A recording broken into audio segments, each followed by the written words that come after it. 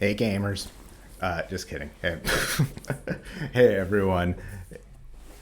Oh shit, I have myself on. Okay, now I'm off.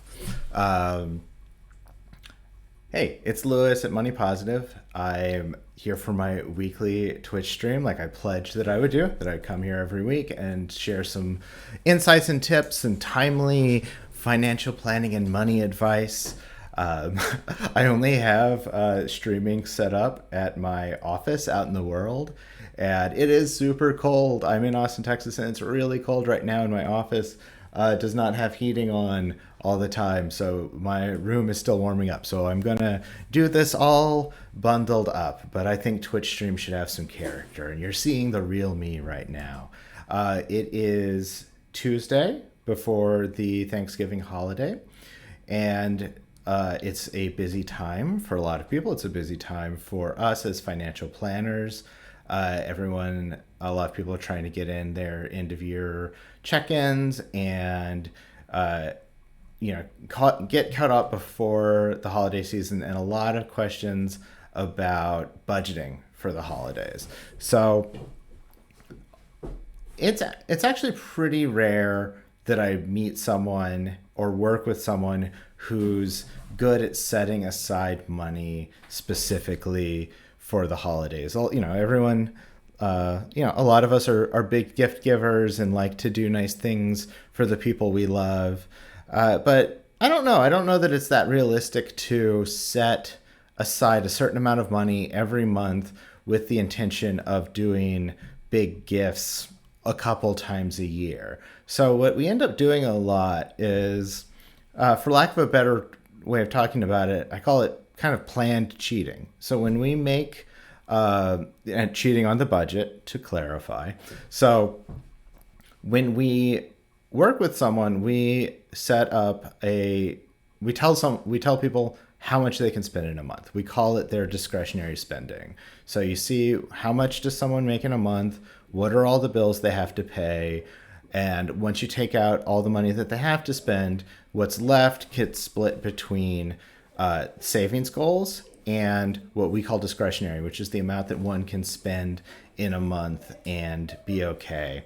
So around the holidays, it can be challenging to stay on budget. Obviously, staying on budget is what we're looking for, but we also understand that some months are going to be more expensive than others, and the months of the holiday season um, are probably going to be one of those. There's travel involved. There's gifts involved. There's a lot of shopping for big meals for special occasions. So what we ask people to do is to plan to go over budget. So what we mean by that is, I would rather someone purposefully go a certain amount over budget than just say forget it and throw the budget out the window, reach for the credit card, and deal with the damage in the new year, which is super common. That might feel relatable to some of us. So yeah, what I ask people to do is, let's see. So for gifts, to like write down everyone they're planning on giving a gift to, decide on a total budget for how much you're going to go over, and allocate that to each person, and make sure that you can you can stay within those constraints. Often it can be helpful to have constraints because that's what it helps you be creative, and can also help you make sure that you're being equitable to different people in your life. And not feeling like, oh well, I got so and so a big gift, now I have to get everyone a big gift. Deciding ahead of time and trying to stay on budget. I just call it visibility. Like, gives you visibility on your finances so that you can know what you're spending going into or what you're going to go over going into the holidays, even if it does mean putting on a credit card and dealing with it after the new year. I'd much rather someone be purposefully $500 over budget than $1,000 because they weren't paying attention. Same thing goes with travel. A lot of times, Ideally, we set aside money every month for travel, including the holidays. But things come up, plans change, relatives guilt us into coming, even though we absolutely love to. That doesn't apply to any loved ones. Everyone I'm seeing, if you're watching this, I've long planned it. I'm looking forward to seeing you. I'll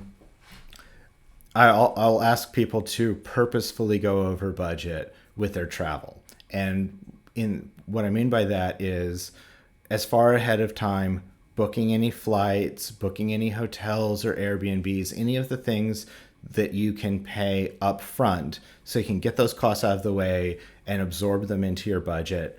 And, as we've seen, anyone who's done any air travel lately, like flights have gotten a lot more expensive. And so, and flights around the holidays are especially expensive. A lot of I can't tell you how many times I've helped someone plan a domestic flight that would have been the price of an international flight. A lot of people going to Iowa for the same price it would have been to go to Paris. But we do things for the people we love and to be with people, and so planning to go over is still better than going over without visibility. So it asks someone to inventory all the things that they're going to have to spend money on: the flight, the Airbnb, the hotel, and then also sticking to some form of discretionary while they're traveling. It's really easy when we're traveling, especially if we're traveling abroad and we're using a currency that we're not used to like not really understand how much money we're spending. So I'll often ask people, like, if possible, stick with the budget that you would have normally had. Like, yes, you had all the extra expenses to get you there, but once you're there, try to stay on budget. But if you're going somewhere more expensive, or you just know that you're going to go over budget just because there's a lot more eating out and going to events and museums and all that stuff, again, the same way we talked about for gifts, do the same thing.